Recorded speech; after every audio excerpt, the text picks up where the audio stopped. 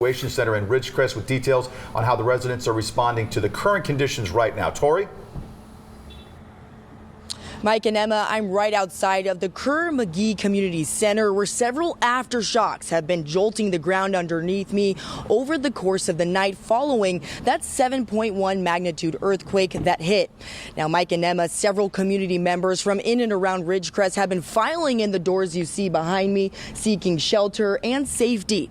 Many of them telling me they're on edge this morning and worried about what may come next. And their big brothers were... Brian Cat has been up all night. I can't sleep. I'm wide awake. Ain't gonna happen.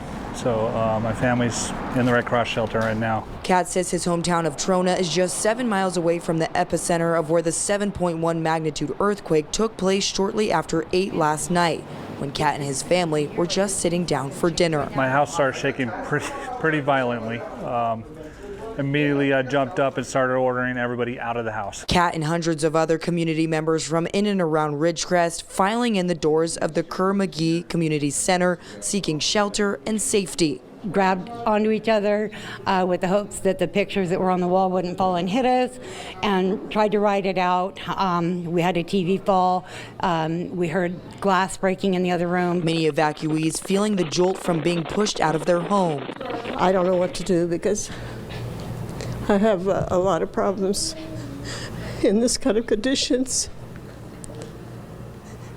I'm sorry. No, don't. The evacuation center providing a safe haven for pets and residents, but some still uneasy about the aftershocks the United States Geological Survey is forecasting. The only thing I'm really afraid of is something bigger happening. Back live now, we're learning new information from the Ridgecrest Police Department. They're telling us that 4 more structure fires took place overnight, bringing that total to 8 structure fires total since that original 6.4 magnitude earthquake hit on the 4th of July. They're also telling us that animal control is out here doing their best to reunite families with their lost pets. They say engineers will be out here assessing the structures now that they have daylight on their side.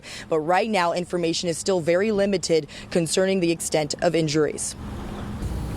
All right, Tori, thank you for that. We know that the center behind you can hold a considerable number of people. Do you have an exact number of residents that are inside this morning?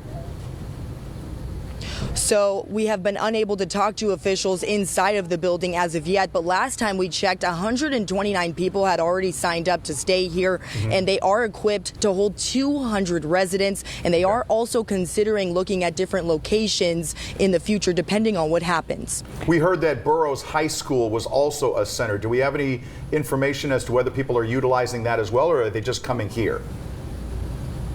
As of right now, the only place that we have been notified that residents are coming is right here at the Kerr-McGee Community Center. And speaking with people there, Tori, are they getting out of town, or are they planning on staying there? What is the feeling? What is the sense you're getting from evacuees?